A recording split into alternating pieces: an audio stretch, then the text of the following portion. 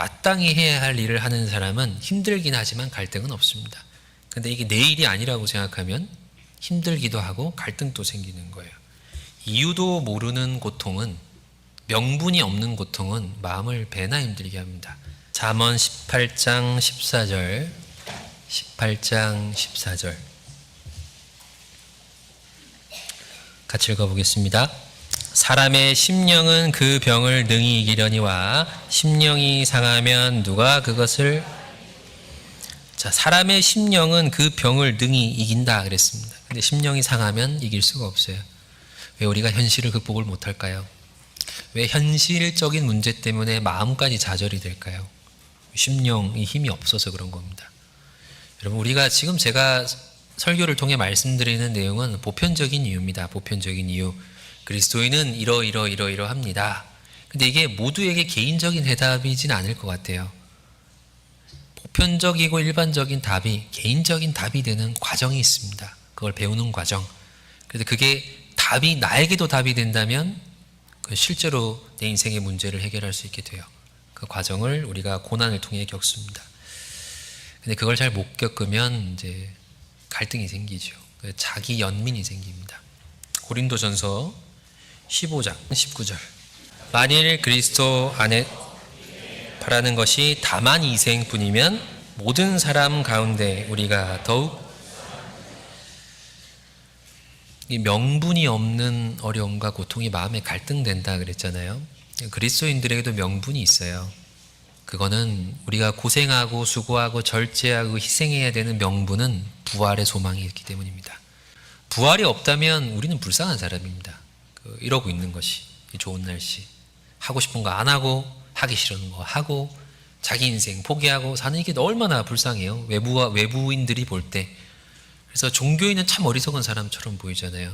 왜냐면 그분들 마음에는 부활이 없거든요. 부활이 없다는 가정을 하고 보면 그리스도인들만큼 어리석은 사람은 없습니다. 근데 우리는 부활이 있다는 걸 알지요. 그런데 우리도 가끔 스스로 불쌍하게 여겨질 때가 있어요. 왜 그럴까요? 부활의 소망이 이렇게 희미해질 때입니다. 그러니까 부활의 소망이 분명할 때는 고난의 명분이 있기 때문에 절제하고 참고 기다리는 거는 영광이라고 생각이 돼요. 그때는 그래서 참고 나면 잘 참았어. 고생하고 나면 그 고난을 겪는 것도 감사하게 생각이 돼요. 그러나 내 마음의 신앙이 이렇게 약해지고 부활의 소망이 없고 천국의 소망이 흐려지면 내 자신이 참 처량하고 불쌍해 보입니다. 내가 왜 나를 못 돌보고 남의 유익을 위해서만 살까? 남 좋은 일만 할까? 그리고 나도 할 말 할 수 있어. 나도 싸울 수 있고 나도 싸울 줄 알아. 신앙이 좋을 때는 참고 나면 스스로 대견스러웠는데 신앙이 안 좋을 때는 참고 나면 집에 가면 화가 나요. 다음 주 가서 해버릴까? 이런 생각도 들죠. 성질이 있잖아요, 다. 그리고 이제 신앙이 좋을 때는 검소하게 사는 게 마음의 기쁨이 돼요. 내가 있지만 있는 티 안 내고 또 없이 사는 것도 그렇게 부끄럽지 않아요. 오히려 청렴하게 사는 게 마음에 좀 자랑스럽습니다.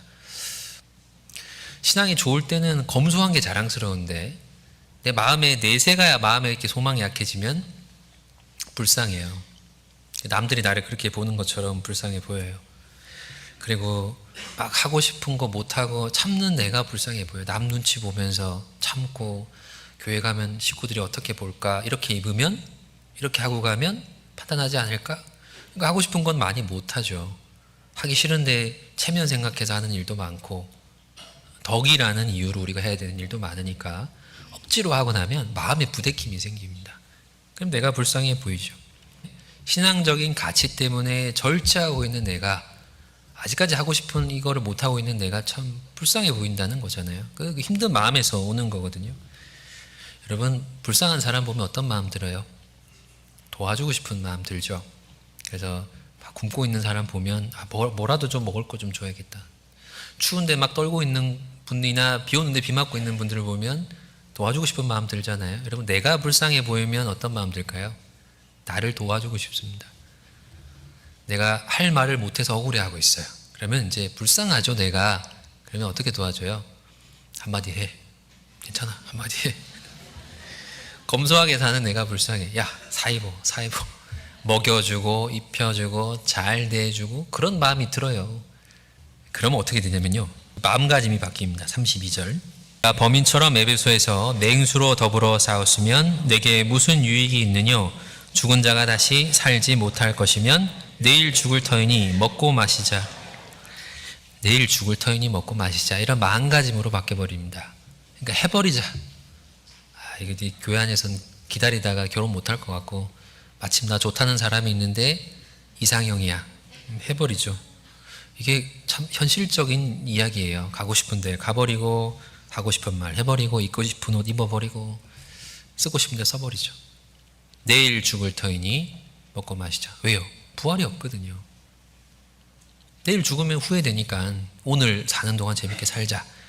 그러면 33절 같은 결과가 됩니다. 같이 읽습니다. 속지 말라. 악한 동무들은 선한 행실을 선하게 살아온 삶이 오염돼요. 얼마나 억울합니까? 잘 참다가 우리가 잘못된 선택할 때가 있잖아요. 그러면 신앙이 오염이 돼요. 근데 가정이 있잖아요. 부활이 없다면 우리는 불쌍하다. 근데 부활이 없을 수 있어요? 없잖아요. 내가 만약 여자라면 이 불가능한 가정이죠. 그러니까 그 뒤에 하는 모든 결과들은 전부 일어날 수 없는 일들이에요. 부활이 없다면. 부활이 없을 수 없기 때문에 우리가 불쌍한 사람 될 일은 없어요. 앞으로도 없습니다. 오히려 우리는 귀한 거죠. 참을수록, 기다릴수록, 절제할수록 우리는 더 귀해질 뿐이에요. 그러니까 속지 말라고 하는 겁니다. 근데 우리는 우리에게 속아요. 우리의 정체성은 부활 때에 예수님 같이 되는 사람, 그리고 그때를 위해서 현실을 참아가는 사람이니까요. 자기 연민이 찾아올 때 속지 않으셨으면 좋겠습니다.